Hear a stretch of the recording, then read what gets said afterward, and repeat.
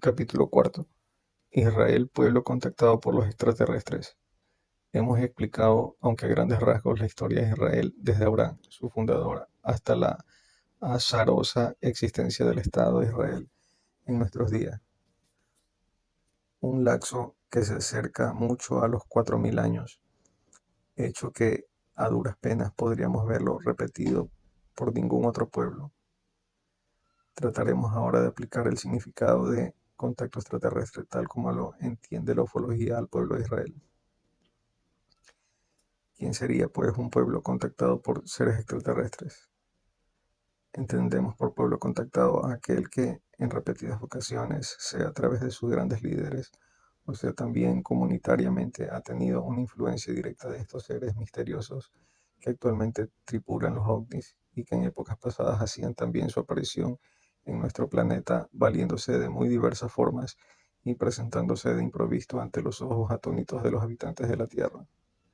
Lo primero que tenemos que considerar en esta comparación entre un contacto individual y un pueblo contactado es que, aunque no lo parezca así, la causa de ambas experiencias es genéricamente la misma y los efectos son también los mismos, aunque referidos a todo un pueblo.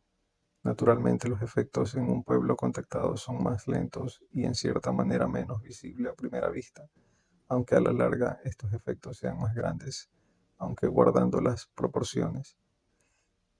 Algo fundamental es que los ovnis son muy diferentes entre sí, no solo por sus formas o por su manera de presentársenos, sino por sus orígenes, por la naturaleza de sus tripulantes, por sus intenciones y por su extraordinaria constitución física y sus abundantemente diversas cualidades psíquicas. Al referirme al pueblo hebreo en este caso, no estoy diciendo precisamente que la causa Yahvé que se comunicaba con ellos sea la misma causa que produce los contactos personales o colectivos de muchas de las personas en la actualidad. Al decir que es la misma causa, lo estoy diciendo en una manera genérica. Creo firmemente que Yahvé era un extraterrestre del mismo género, no de la misma especie, de los que hoy se le presentan a miles de ciudadanos nuestros. Las nubes de hoy. ¿En qué me baso para decir que Yahvé era un extraterrestre? Genéricamente hablando, igual a los que hoy nos visitan. Me baso en un sinnúmero de detalles y de circunstancias que irán apareciendo a lo largo de estos escritos. Una de las circunstancias llamativas, aunque no de las más profundas, es el vínculo que usaba para presentarse tanto a la vista de Moisés como de todo el pueblo hebreo. Anteriormente he dicho que la famosa nube durante el día y la columna de fuego durante la noche es algo que ha sido visto por muchas personas y no solo por contactados. El famoso episodio del regimiento Norfolk en Galípolis, Turquía, en la Primera Guerra Mundial, corrobora lo que estoy diciendo, y miles de otros ejemplos alrededor de todo el planeta. Por ser un hecho bastante conocido, no voy a repetirlo en detalles y únicamente les diré a los lectores que no lo conozcan que un regimiento neozelandés acampado en una colina vio como una de estas nubes alargadas, según los testigos, tenía la forma de una larga hogaza de pan. Se tragó a un batallón inglés compuesto de más de 400 hombres. La densa nube, con una forma y una constitución muy peculiar, estaba como posada en el suelo a lo largo de una carretera que discurría por una estrecha garganta. Los soldados iban penetrando en aquella nube a medida que avanzaban por la carretera.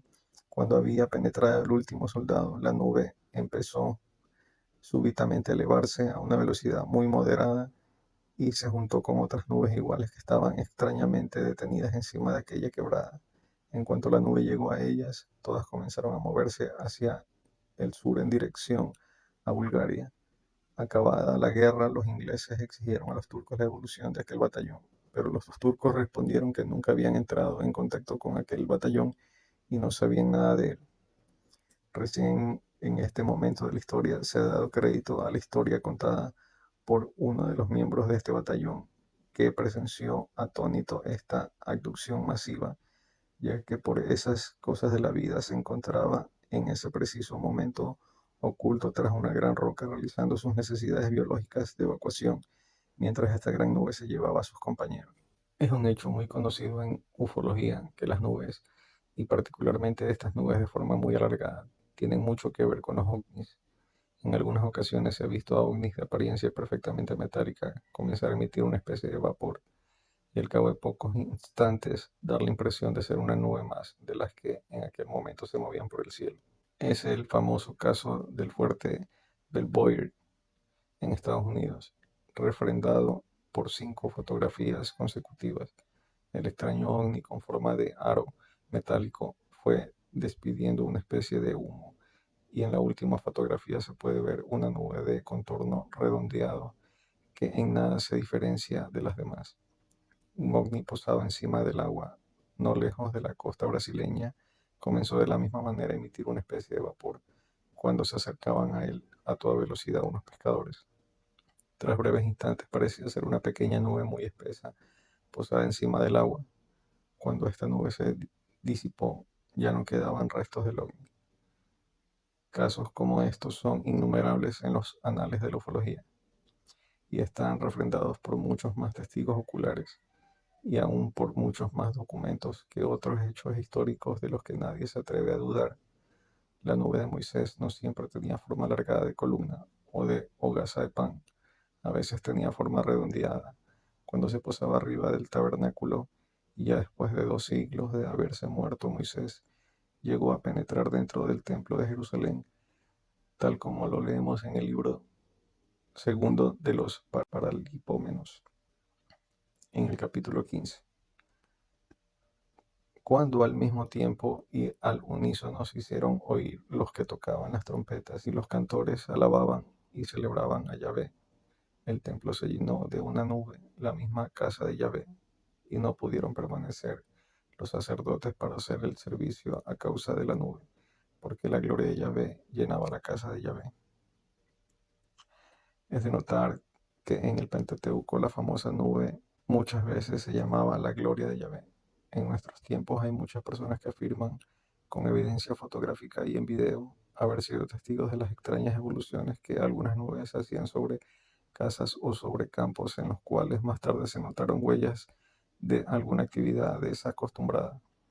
Las nubes como aliadas de lo supernatural o sobrehumano no solo las vemos en el Antiguo Testamento, sino que vuelve a aparecer en el Nuevo Testamento.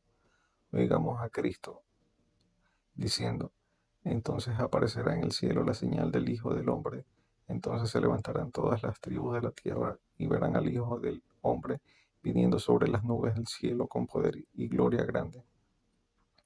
A lo que San Lucas añade, entonces verán al Hijo del Hombre viniendo en una nube con gran poder y gran gloria. Y remachando todavía el detalle de las nubes, leemos en los Hechos de los Apóstoles. Dicho esto, se fue elevando, viéndolo ellos, y una nube lo recibió, quitándolo de sus ojos. Y como ellos fijaban su mirada en el cielo, viéndolo alejarse, he aquí que 2 varones vestidos de blanco se les pusieron al lado y le dijeron, varones de Galilea, ¿por qué estáis mirando al cielo? Dicho esto, se fue elevando viendo ellos, y una nube los recibió, quitándolo de sus ojos, y como ellos fijaban su mirada en el cielo, viéndolo alejarse, he aquí que 2 varones vestidos de blanco se le pusieron al lado y le dijeron, varones de Galilea, ¿por qué estáis mirando al cielo?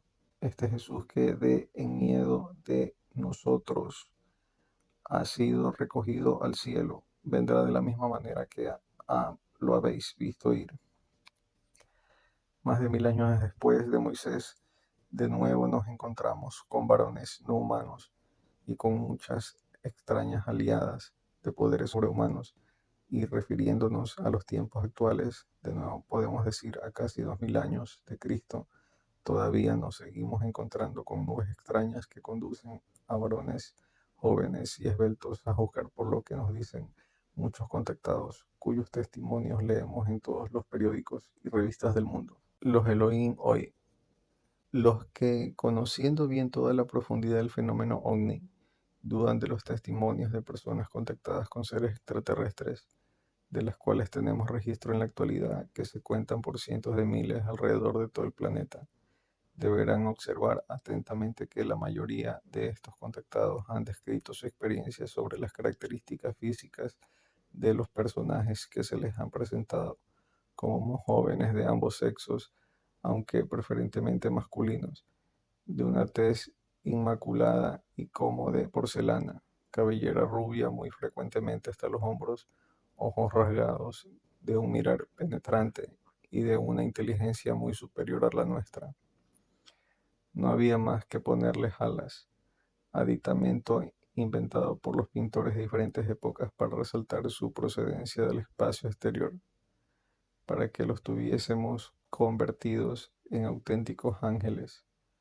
Cuando hablamos de las manifestaciones de Yahvé en el Pentateuco, vimos como muchas veces se presentaba en forma de un joven de este tipo, y el autor bíblico en ocasiones le llamaba indistintamente Yahvé o el ángel de Yahvé.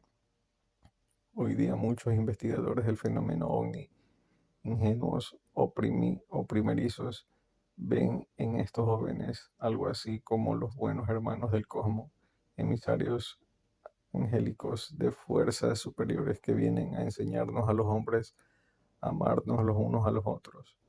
Puede ser que así sea en algunos casos, pero en muchos otros no lo son. A pesar de todas sus apariencias, hablaremos más de esto. Indudablemente, Israel fue un pueblo que tuvo contacto a través de Abraham y Moisés, como más tarde a través de unos líderes y muchos otros miembros de su pueblo, con una entidad superior llamada Yahvé, que, aunque presentaba a sí mismo como la primera fuerza del cosmos, podemos ver en él muchos de los rasgos con los que se presentan hoy otras entidades superiores y no humanas, que llegan hasta nosotros o hacen su aparición usando vehículos y manera en todas semejantes a las que usaba Yahvé. Cambios en los contactados.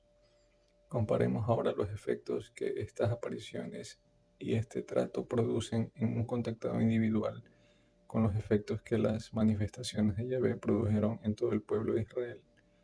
Naturalmente, en un contactado individual no estaremos refiriendo únicamente a unos cuantos años o a lo más a los 2 decenios posteriores a la primera aparición, mientras que en el caso de Israel tendremos que referirnos no solo a los primeros contactos con Abraham y Moisés durante varios siglos, sino a todos los efectos que estos contactos produjeron posteriormente a todo el pueblo de Israel a lo largo de casi 4000 años. Expansión de la inteligencia.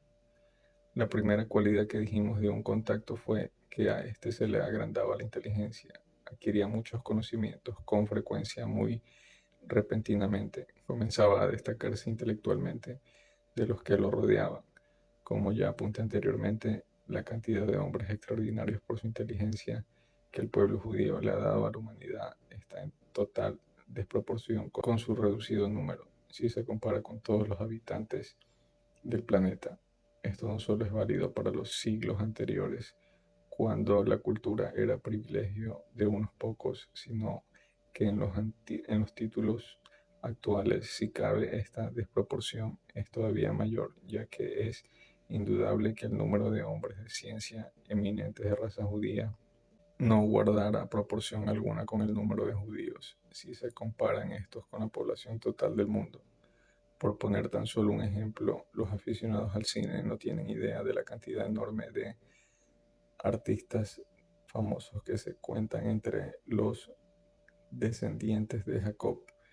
De saberlo se quedarían pasmados. Lo mismo se podría decir de la cantidad desproporcionada de judíos que han sido acreedores al premio Nobel. Y no vale decir que es debido a influencias o manejos turbios que el pueblo cristiano tan fácil es en atribuirle a los descendientes de Moisés, sino que hay que reconocer que la honrosa distinción sueca les ha sido concedida pura y simplemente por sus grandes méritos en la ciencia respectiva. Tengo que resistir aquí la tentación de poner listas de judíos famosos por sus inventos, por su arte o por su ciencia. Solo en el capítulo de violinistas o pianistas súper famosos, no creo exagerar si digo que los judíos acaparían por lo menos la tercera parte de la lista.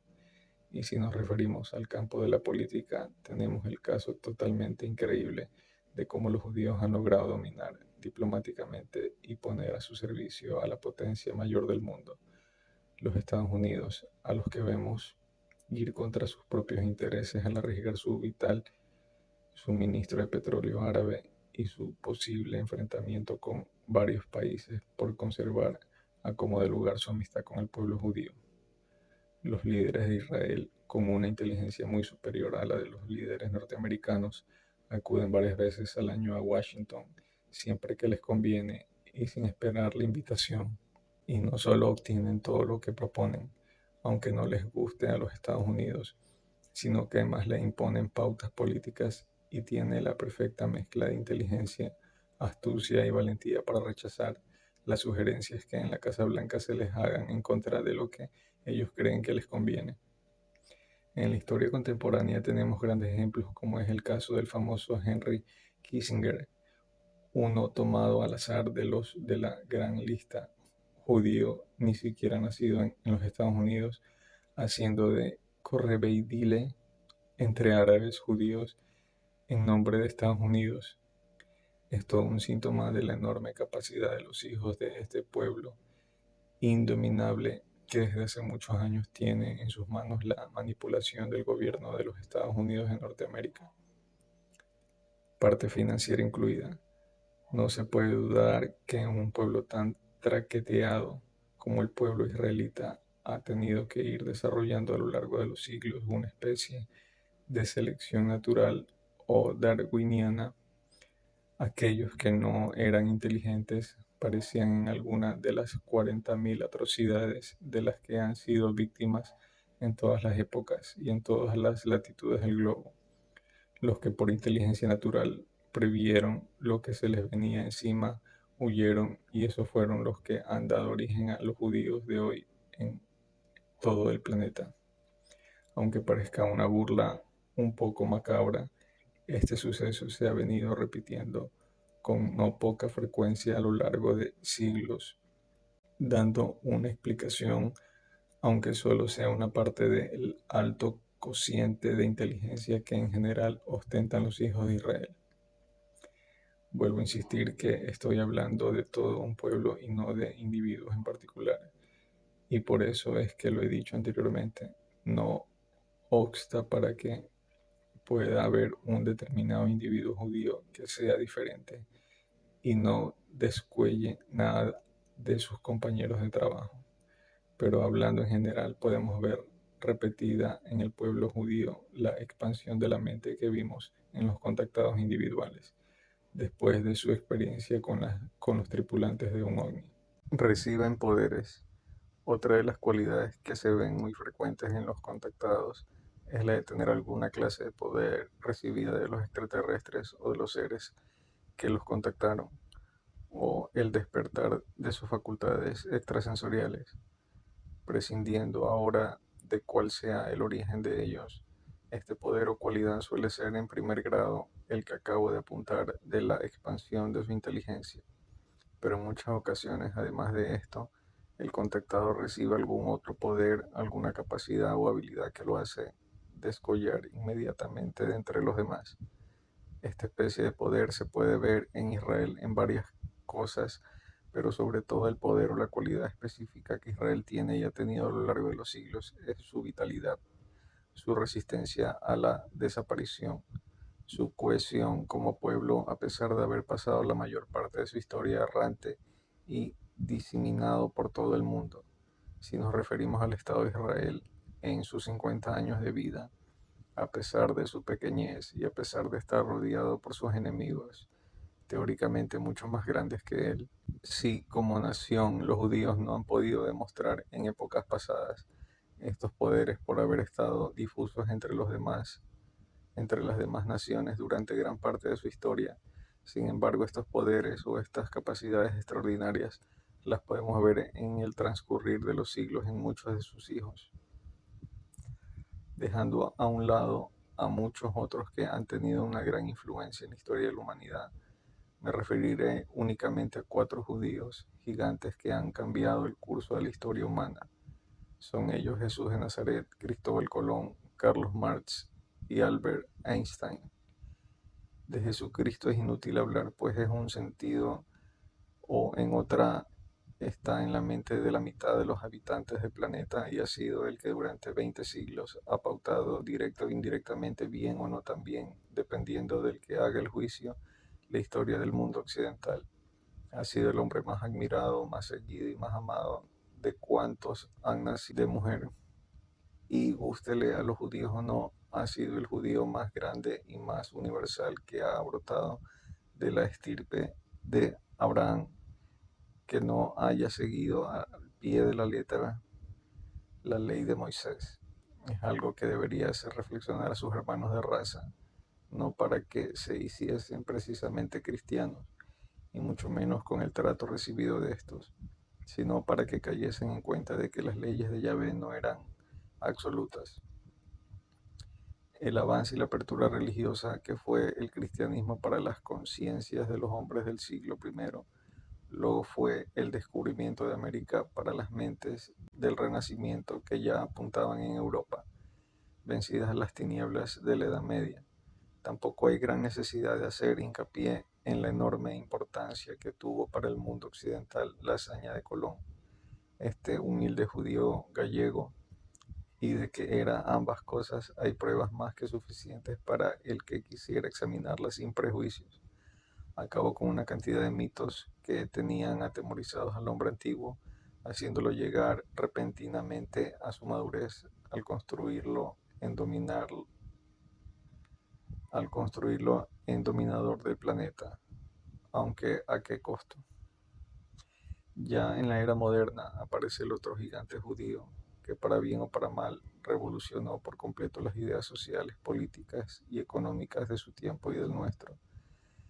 Estése de acuerdo con él o no, hay que reconocer que la obra de Marx ha hecho dar un viraje que todavía está en proceso y que es la principal causa de la conmoción por la que actualmente está pasando el planeta, debido a la cual muchos pueblos del mundo o se pondrán por fin de pie en el camino del progreso o se irán definitivamente a la cuenta de las tiranías y del caos.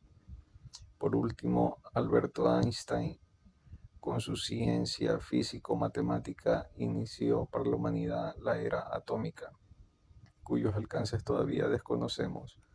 Una nación que hubiese producido a estos 4 hombres podría sentirse orgullosa de su papel decisivo en la historia de la humanidad. Israel no pudo como nación atribuirse esta gloria, ya que sus hijos se hallaban por entonces dispersos por todo el mundo, con muy diversas nacionalidades o ciudadanías. Pero sus hijos demostraron aisladamente que el contacto con Yahvé había tenido gran influencia en sus antepasados, pues habría dejado sembradas en sus genes las semillas de la genialidad, la auténtica expansión de la mente que suelen sentir los que entran en contacto con los visitantes del espacio. Ahora bien, si separadamente los hijos de Israel fueron capaces de hazañas tan grandes, ¿de qué no serían capaces ahora que viven unidos y tienen una patria y un ideal? Alguna prueba de lo que son capaces ya la han dado en la seguridad y firmeza con la que han planteado en Palestina y en la contundencia y celeridad con que se han liberado de los ataques de sus enemigos. Son diferentes. Dije anteriormente que los contactados individuales, una vez tenida su experiencia, cambian su modo de vida y en cierta manera cambian su personalidad, comienzan a diferenciarse bastante de los que los rodean, dejando los hábitos de conducta que hasta entonces habían tenido. En general se puede decir que los extraterrestres los hacen apartarse o disociarse. Israel como pueblo, a partir de las primeras manifestaciones de Yahvé, puede decirse que cumplió con un eslogan turístico que leemos con frecuencia. Comenzó a ser diferente. Su fidelidad a los principios y mandamientos de Yahvé lo hacían ser bastante diferentes, y por desgracia está bastante apartado y disociado. no solo de los pueblos árabes que lo rodean, sino de la mayor parte de las naciones del mundo. Estas sillas no pueden perseguir a los judíos individualmente, demuestran por lo menos claramente su antipatía hacia el Estado de Israel. Es notorio ver cómo las Naciones Unidas, en cuanto hay alguna proporción en la que esté envuelto Israel, un gran número de naciones reaccionan enseguida violentamente contra cualquier pretensión del pequeño Estado. Esta inadversión tan general es un hecho muy curioso y muy digno de consideración, y a ello le dedicaremos algunos párrafos posteriormente. Un hecho muy común entre los auténticos contactados individuales es el que, si son casados, se divorcian una vez tenida su experiencia, pues empiezan a ver la vida de una manera completamente diferente.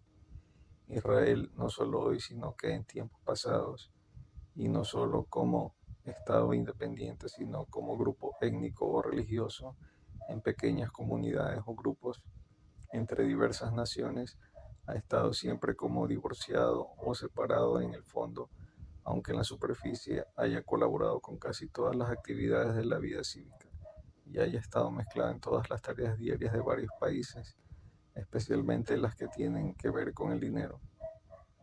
Objetos de piedra. En esta enumeración de las cualidades de los contactados, o más bien de los efectos de su trato con los tripulantes de los ovnis, hay ciertos pequeños detalles que le dicen mucho a los que conocen bien el fenómeno ovni y que por otra parte acrecientan el paralelo entre el contactado individual y el pueblo contactado. Uno de estos detalles, que por muy oído pasa inadvertido, es el don que Yahvé le hizo a Moisés en lo alto del monte Sinaí. Los contactados individuales así siempre reciben un mensaje, como he dicho anteriormente, pero lo que es mucho menos frecuente es que reciban también alguna prueba material de que han tenido trato con los tripulantes de un ovni. Y curiosamente, cuando reciben esta prueba, que de ordinario no es nada convincente, no suele ser un objeto sofisticado, algún aparato de gran técnica o cualquier otro instrumento capaz de convencer a los incrédulos. Paradójicamente, lo que le suelen recibir es una piedra que frecuentemente está grabada o algún tipo de material que no existe en este planeta. He tenido en mis manos varias de ellas de diferentes contactados y a primera vista ninguna de ellas tenía nada de especial como para convencer a nadie de que su poseedor habría estado en contacto con seres no humanos. Pues bien, a Moisés no le dieron los 10 mandamientos escritos en un papiro, ni en unas tablas de bronce, ni talladas en madera. Se los dieron esculpidos en una piedra. Detalle insignificante si se quiere, pero que añadió a los 1000 otros detalles que conocemos los que nos hemos dedicado con ahínco y por bastante tiempo al estudio del fenómeno ovni. Nos hace pensar que detrás de todas estas manifestaciones tan simbólicas e incomprensibles para la mente humana hay una causa común, una causa muy inteligente y muy compleja para una parte, pero muy simple y muy falta de lógica por otra. Comienzan a viajar. Otra circunstancia bastante común que se da en los contactados individuales es que estos comienzan a viajar enseguida una vez que han tenido su experiencia. Comienzan a llevar una vida agitada. No hay que hacer mucho esfuerzo para aplicar esta cualidad al pueblo de Israel. La primera orden que recibe Abraham es la de ponerse en movimiento y abandonar su tierra. Enseguida viene Jacob, que con sus 12 hijos se va a vivir a Egipto. E inmediatamente aparece Moisés con sus 40 años de caminar por el desierto. Más tarde de nuevo movimiento con el doble exilio de Babilonia y posteriormente, una vez destruida la ciudad santa por los romanos, la imagen del judío errante entra en la literatura. Los hijos de Israel se dirigen durante los siglos a los 4 puntos cardinales del orbe y todavía hoy los podemos encontrar en todas las naciones. La última y reciente etapa de su largo caminar ha sido el viaje de retorno a Israel, de donde algunos juran que los expulsarán en cuanto les sea posible. El contacto individual comienza a hablar en público. Por un lado, es muy frecuente que sus contactadores se lo digan, y lo muevan a ello, y por otro lado se siente el mismo inclinado a difundir el mensaje. Es una especie de apostolado que se autoimpone. Y en este particular hay que notar un curioso paralelo que existe entre muchos contactados de hoy y Moisés y algún otro profeta. Muchas veces el contacto individual, debido a su falta de conocimientos o de cultura, se siente completamente incapacitado para la misión que se le asigna, y así lo hace ver a sus mentores extraterrestres. Sin embargo, estos lo animan a que difunda el mensaje para que lleve a cargo la tarea que ellos le asignan. Le dicen que ellos lo ayudarán, que tenga fe en ellos, y de hecho, en cierta manera, se le van abriendo las puertas al contactado, y éste logra cosas en las que nunca hubiera soñado si él de su propia voluntad se hubiese lanzado a esa misma tarea. A Moisés le pasó algo por el estilo. Él se sentía muy pequeño para la obra que Yahvé le asignaba. Yahvé, sin embargo, lo animaba confia- a que tuviese confianza en él y en sí mismo. Y aquí como nos lo cuenta el libro de Éxodo, capítulo 3. Ve por tanto, le dice Yahvé, y te mandaré al faraón para que saques a mi pueblo, los hijos de Israel, de Egipto. Moisés respondió, ¿quién soy yo para ir al faraón?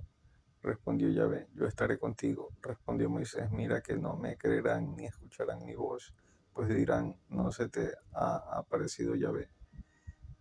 Díjole Yahvé, ¿qué es eso que llevas en tu mano? Una vara, respondió él.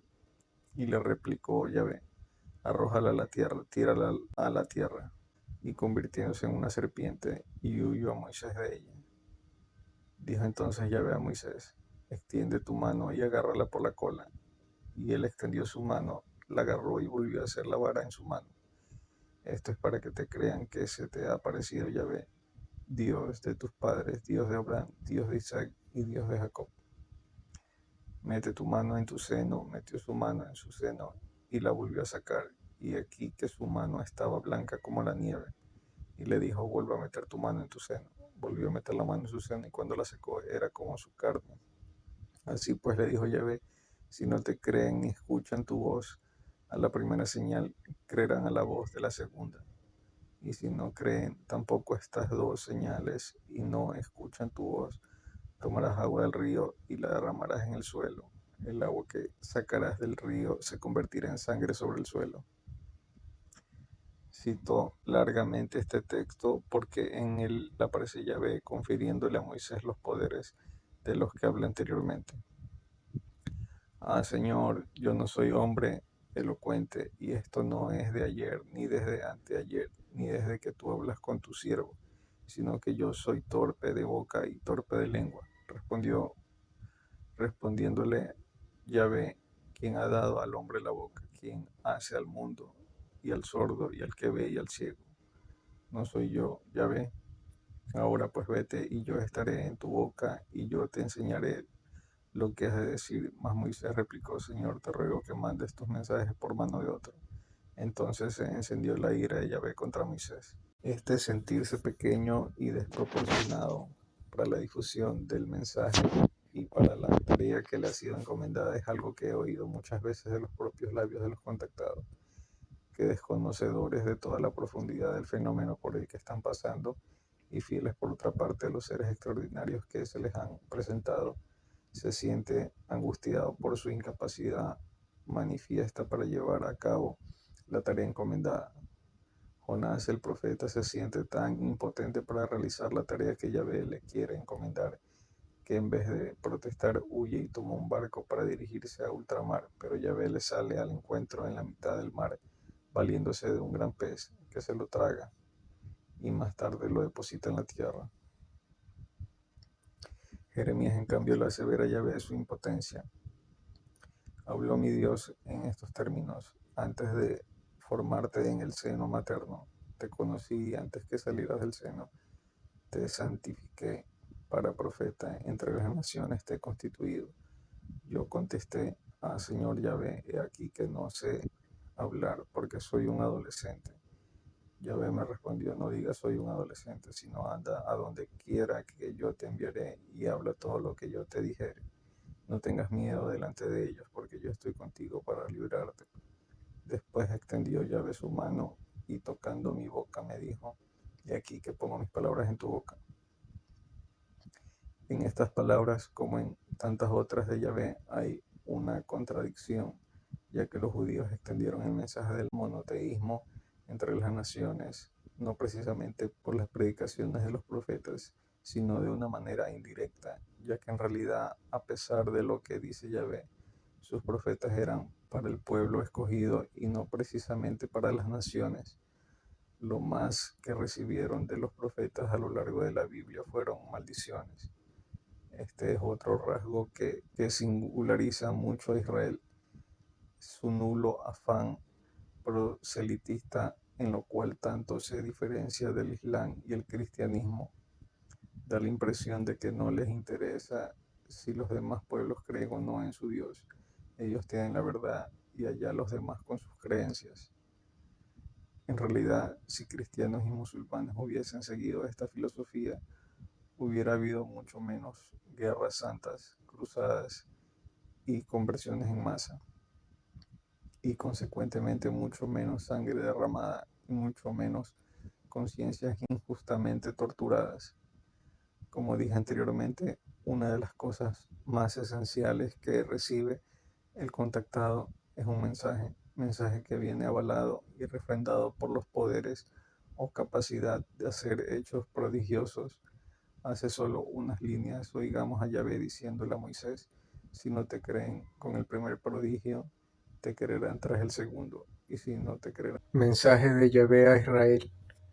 El mensaje fundamentalmente que recibe el pueblo hebreo de Yahvé a través de Moisés es el mensaje del monoteísmo.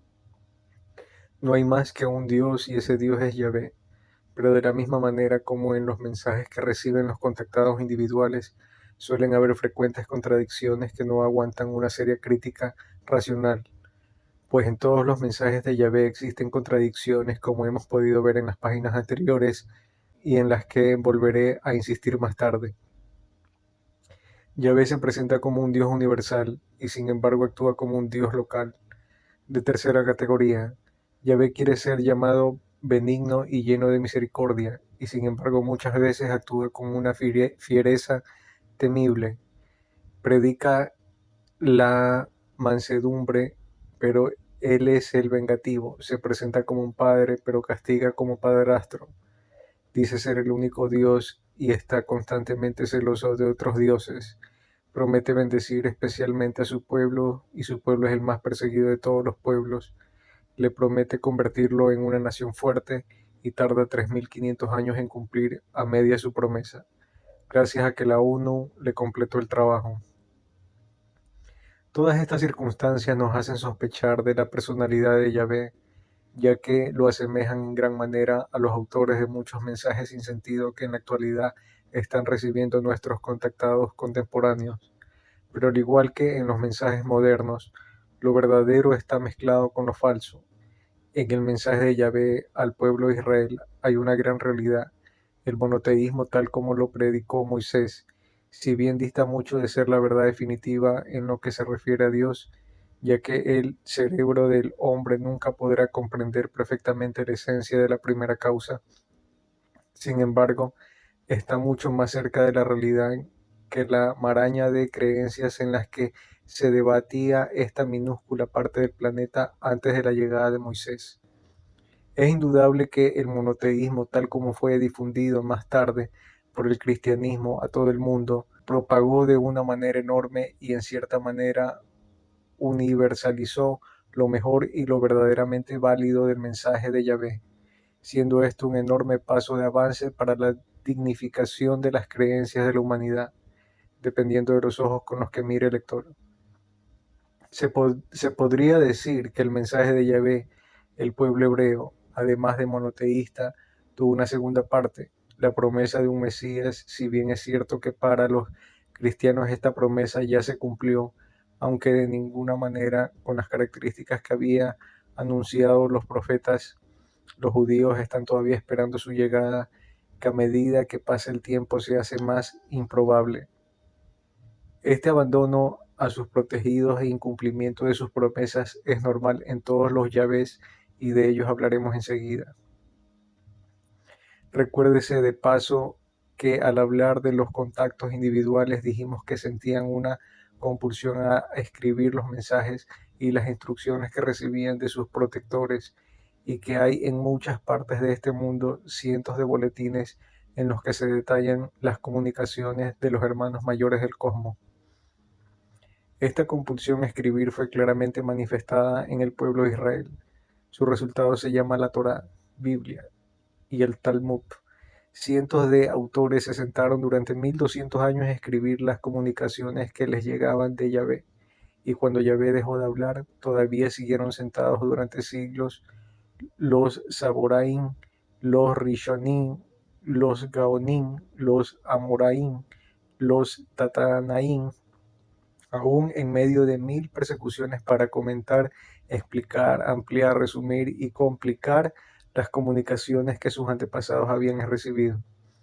Total que a esta ya nada breve ni sencilla Biblia, los sabios le añadieron nada menos que 35 gruesos volúmenes en la edición inglesa Sonsino de comentarios, es decir, la misma compulsión de los contactados de hoy que aún sin medios económicos se sienten obligados a sacar sus boletines para comunicar al mundo las inmediatas catástrofes que los hermanos superiores les han anunciado.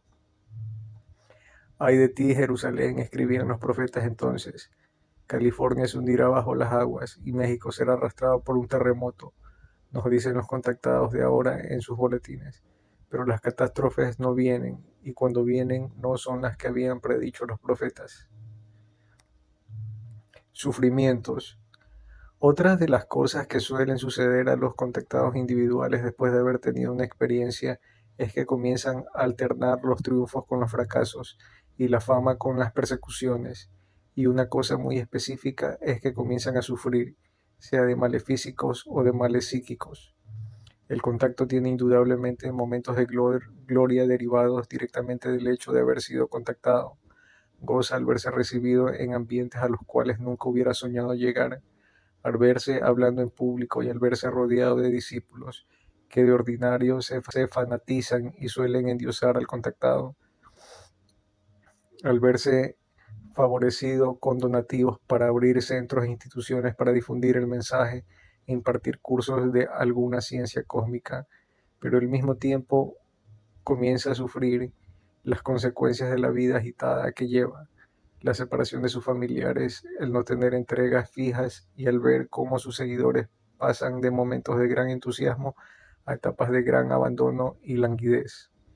Parece que hay fuerzas soterráneas que se levantan contra él, bien sea en ataques violentos en la prensa o incluso en ataques físicos. No es raro que comience a sufrir alguna dolencia o enfermedad que puede estar relacionada con el momento de su encuentro con los octinautas. Muy frecuentemente es desprestigiado por los que no creen en el fenómeno y está calumniado gratuitamente por gente que nada tiene que ver con todo ello. Israel y judíos son sinónimos de persecución. En capítulos precedentes el lector tuvo alguna muestra de esto. Da la impresión que hay un anti-Yahvé que se goza de hacerlo sufrir, a veces donde y cuando menos se podría esperar. Cuando en la España del siglo XV gozaban los judíos de mayores prosperidad, Fernando e Isabel, los reyes católicos, los expulsaron injustamente de sus territorios, que en aquel entonces eran los más prósperos de Europa.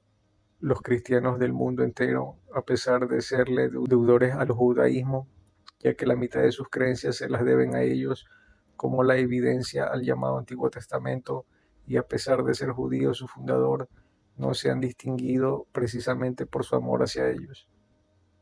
En España por mucho tiempo el nombre común para designar a un judío converso no importaba que su conversión hubiera sido sincera.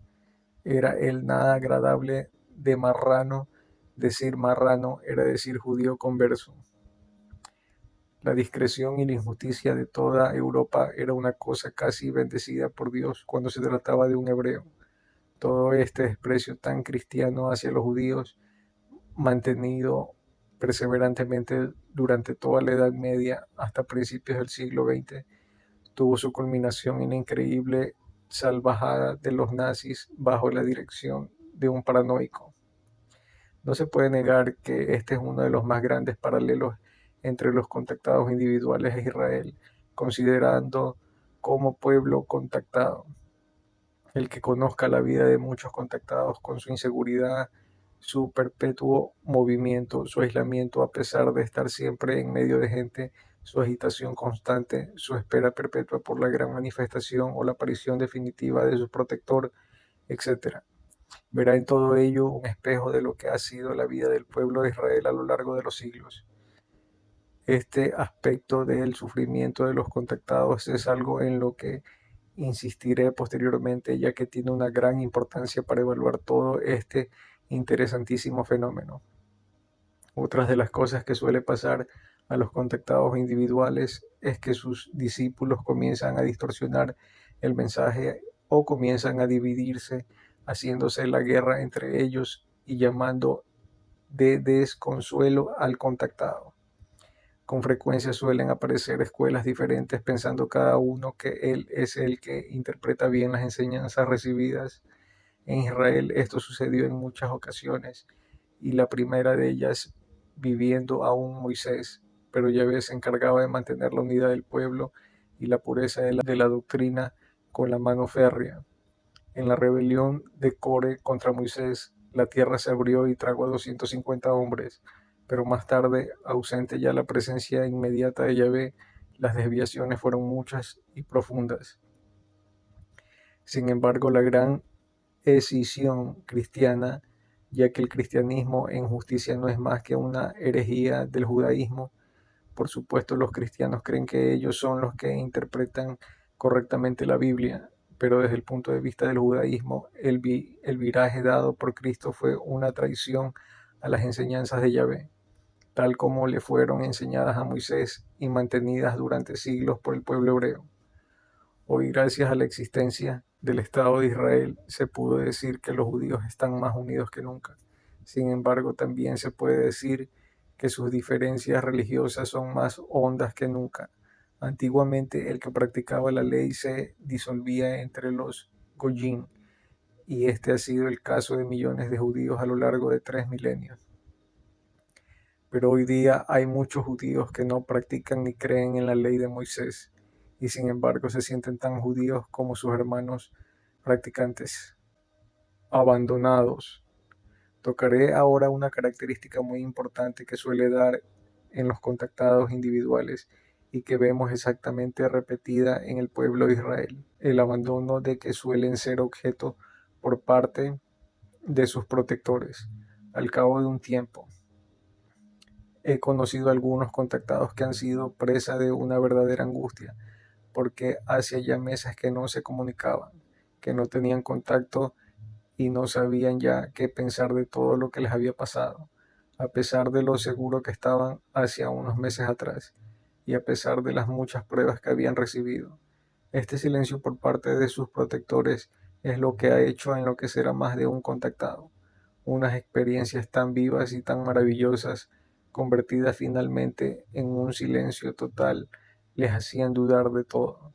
Muchas veces, con la falta de comunicación viene también el abandono positivo, es decir, el contactado es dejado a su suerte y al fallarle la protección de sus mentores se ven abandonados a sus propias fuerzas y frecuentemente sucumben ante la envidia y los combates de sus muchos enemigos.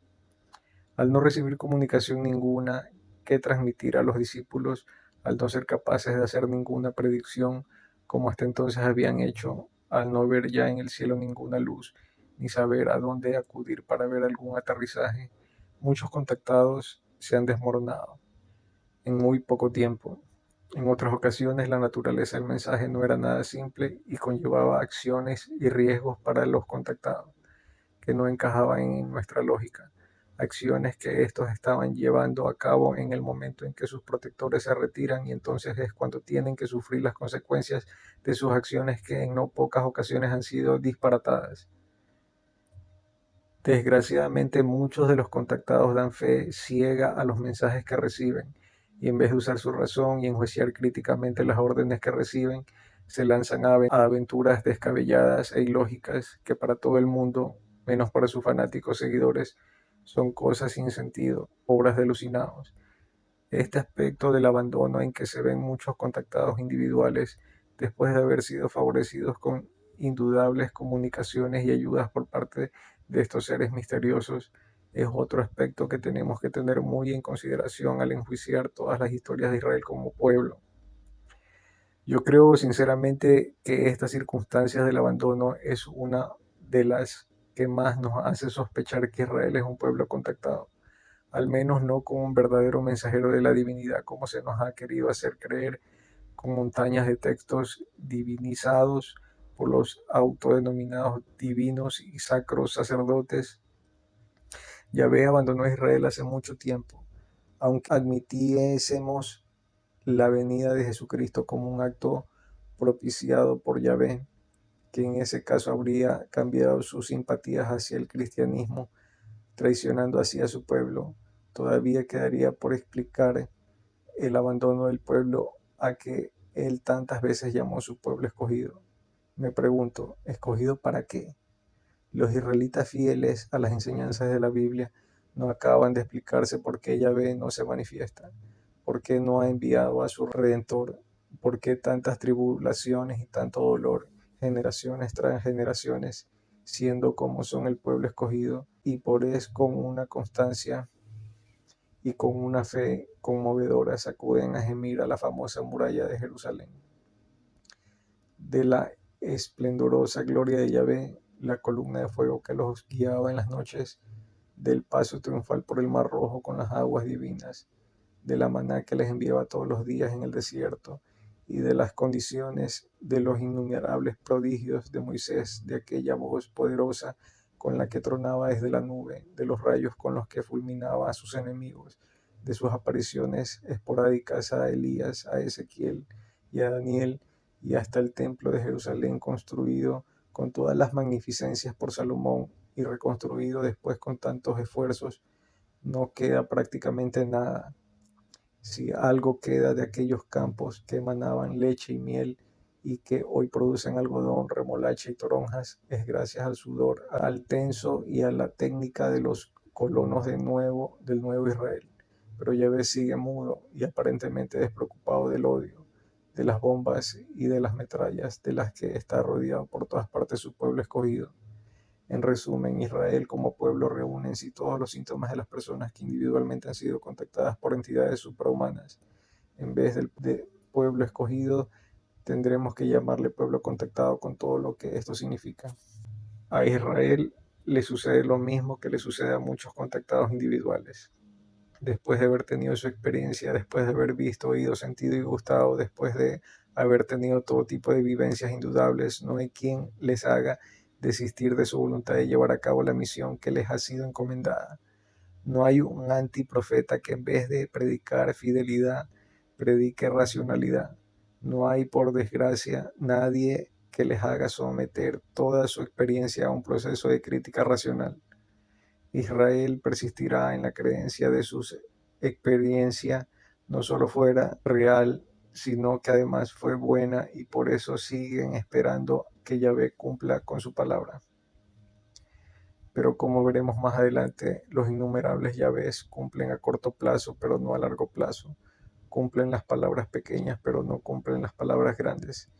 Los innumerables Yahvé desaparecen cuando el contacto individual o colectivo se les ha entregado y más lo necesita. ¿Por qué es esto así? No lo sé, confieso que es para mí un gran misterio, aunque no dejo de tener mis sospechas que expondré más adelante. Otra circunstancia que suele darse en los contactados y que también se ha dado y de una manera muy manifiesta en el pueblo de Israel es que los contactos individuales vuelven, al igual que lo que se suele decir de los criminales, una especie de nostalgia macabra al lugar de su experiencia. Si pueden, hasta fijan allí su residencia, pues el paisaje y todo el ambiente les recuerda aquellos maravillosos momentos. Israel después de 2000 años contra viento y marea, contra la manifiesta voluntad de la mayor parte de las naciones y casi por un milagro, como si alguien lo estuviese ayudando de una manera invisible, ha vuelto a la tierra de su experiencia. Ante la magnitud de este hecho que a los judíos hace solo unos años les parecía imposible, surge de improviso la pregunta: ¿no será que Yahvé está de nuevo activo, cumpliéndole las promesas a su pueblo? Y basándonos en los videos y fotografías de ovnis espectaculares que se han logrado captar en los últimos años, desde el 93 hasta la fecha, afirmando el trabajo realizado en Israel por esos grandes ufólogos de campo judíos como son Barry Chamis y Zecharia Sitchin, todo es posible, y más aún en el nivel paranormal en el que se desarrollan muchos de los hechos de los que trata este análisis de la historia del pueblo judío. Y si ciertos rumores que han llegado a mis oídos acerca de una intensa actividad ovni, especialmente en el Medio Oriente, durante las guerras entre los judíos y árabes, fuesen verdaderos, no me extraña demasiado que el viejo Yahvé o alguien que se quiera hacer pasar por él estuviese de nuevo en campaña. Pero aunque así fuese, Israel tendría el total derecho de hacerle preguntas tan sencillas y tan directas como estas a su Dios. ¿Dónde has estado durante estos últimos 2000 años? ¿Para qué vienes ahora? ¿Para darnos otra misión y seguirnos protegiendo de la misma manera que lo has hecho durante los últimos 3000 años? Y los que no somos israelitas tenemos el derecho a preguntarnos: ¿no será que Yahvé, siguiendo su vieja costumbre ha hecho volver a su pueblo para darse el gusto de ver cómo los babilonios de hoy lo castigan por sus pecados? Por otro lado, sabemos que la creación del Estado de Israel fue una gran esperanza para los millones de judíos que aún creen en Yahvé, y para aquellos que sin creer en Yahvé creen en sí mismos y en las muchas virtudes de su maravilloso pueblo. Pero conociendo al viejo Yahvé, uno tiene miedo de que muy disimuladamente y bajo apariencias de estar cumpliendo su palabra, haya inducido a su pueblo a un suicidio, disfrazando su iniciativa como una guerra territorial. El futuro de Israel. Para definir lo que a continuación describiré, señalo la total imparcialidad de mis análisis, deseando no solo para el pueblo de Israel, sino para todos los cananeos, moabitas y filisteos de hoy, con los que están enzarzados en una lucha tan cruenta como inútil, la mejor de las suertes. Vamos a tratar siempre a la luz de la ufología prever un futuro para Israel, basándonos para ello al igual que hemos hecho a lo largo de todos estos escritos en los que le sucede normalmente a los contactados individuales. Ante todo hay que tener en cuenta que no estamos manejando hechos matemáticos que tengan necesariamente que suceder, pues no a todos los contactados les ocurren las mismas experiencias, y al igual que las relaciones con los extraterrestres suelen variar muchos entre unos contactados y otros. De la misma manera sucede que los cambios que se operan en sus vidas suelen ser bastante diferentes entre unos contactos y otros, habiendo unas constantes como hemos señalado anteriormente. Sin embargo, hay un tipo de experiencias y apariciones que suelen tener consecuencias muy parecidas en todos aquellos que las han tenido. Es el contacto de aparición fuerte, perfectamente físico, hecho en solitario y de ordinario en un lugar apartado y no provocado o buscado por la persona contactada, sino más bien señalado o infundido por su contactante. Además, se puede añadir que en este tipo de contacto el vehículo físico está presente y es visto por el contactado, al igual que los tripulantes del ovni que de ordinario se dirigen a él, le hablan y, sabiendo él o sin saberlo, lo introducen dentro del aparato, en donde frecuentemente lo someten a algún tipo de manipulación tanto física como mental, siendo las más frecuentes las puntuaciones en brazos, piernas y genitales, y en varios casos la colocación de implantes como factores de rastreo físico. Al parecer están manipulando es la causante de todas las mutaciones físicas y psíquicas que más tarde se obran en el contactado y su descendencia. A la luz de todo esto, creo que se puede afirmar, y ojalá me equivoque, que el futuro de Israel es cuando menos peligroso para la humanidad. En su historia pasada, estos peligros han dejado de ser potenciales y se han manifestado como reales en muchísimas ocasiones. Pero ahora me estoy refiriendo más bien al futuro, teniendo en cuenta cómo ha sido el fin de muchos de estos contactados individuales a los que durante sus vidas les sucedieron experiencias que, guardada la proporción, fueron semejantes a las padecidas por el pueblo de Israel. En tales circunstancias, habría que aplicarle al pueblo judío los mismos remedios y los mismos consejos que se le aplican a los contactados individuales para que salgan de la manipulación a que son sometidos por las fuerzas extraterrenas, de la que más adelante especificaremos, y para que eviten ser usados y destruidos, en fin de cuentas, arrasando consigo a gran parte de la humanidad por su política bélica y monetaria, tal como les ha pasado a varios contactados individuales. Pero los contactados no oyen consejos. Por otra parte, estoy completamente seguro de que el pueblo judío, en este caso con sus autoridades tanto religiosas como civiles del Estado de Israel, no prestarán la más mínima atención a los consejos salidos de la cabeza de un pobre ufólogo que ni lleva en sus venas sangre de David, aunque de esto nunca podemos estar seguros.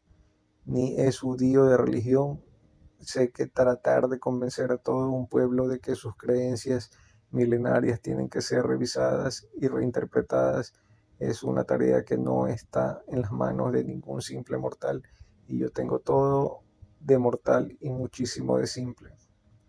Pero por otro lado, no deja de consolarme la idea de que lo que digo en estos escritos pueda hacer reflexionar a más de un hebreo libre pensador acerca de la realidad y la validez de sus creencias. De ninguna manera digo que la abandonen por completo o que la rechacen, sino que únicamente la vean con otra perspectiva o desde otro punto de vista. En el judaísmo, los mismos que en varias otras religiones, hay muchos valores reales que tienen un gran contenido humano y trascendente y deben a toda costa ser conservados. Lo que yo pediría a los judíos es que hiciesen con su fe tradicional lo que muchos cristianos han hecho con la suya cuando se han convencido de que las cosas no eran como parecían o como nos las habían presentado en nuestra niñez. No importa que todavía hayan autoridades interesadas en seguir presentándolas de la misma manera, ni que todavía haya millones de personas sin descubrir lo que otros ya han descubierto. Al lograr así, no harían más que seguir el ejemplo de muchos congéneres suyos diseminados por todo el planeta, que de una manera u otra han ido poco a poco abandonando las creencias y los ritos más rígidos del judaísmo y han conservado lo positivo y lo verdaderamente religioso de la fe hebrea. Este es uno de los serios problemas internos que actualmente confrontan las autoridades del Estado de Israel. Este es un problema sino tan urgente como el de la defensa y consolidación de sus territorios en medio de todos sus enemigos, en cierta manera fundamental, ya que se refiere en la entraña misma del Estado y a la futura conveniencia o desasosiego de los ciudadanos israelitas. Gran número de ellos ya han caído en la cuenta de lo que dijimos anteriormente y que podría anunciarse así.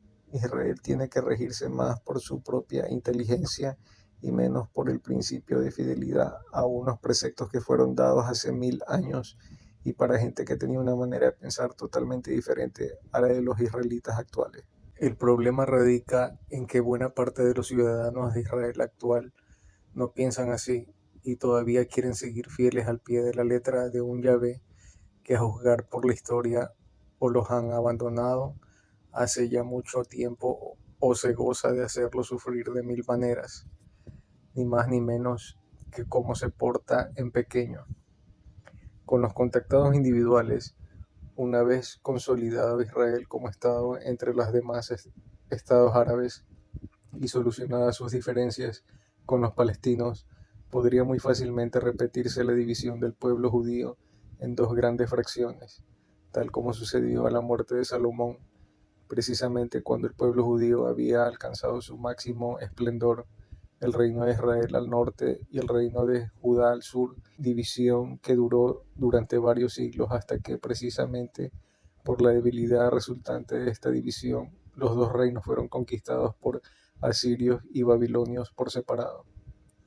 La fidelidad ciega y fanática a Yahvé y Moisés es actualmente en no pequeños sectores de los ciudadanos del nuevo Israel, algo que está por encima de toda discusión, algo que aunque solo sea en parte, tiene su reflejo en la imposibilidad de llegar a un acuerdo con los pueblos árabes que los rodean, de ser más realistas y menos rígidos en sus posiciones, ya el pueblo y el Estado de Israel hubiese llegado a alguna solución del conflicto con los pueblos árabes. Creo sinceramente que en el fondo de la cuestión está la fe de Israel, o en otras palabras, su manera de enfocar el mundo, la vida, el propósito del Estado de Israel y la misma misión que a éste le ha sido asignada por Yahvé.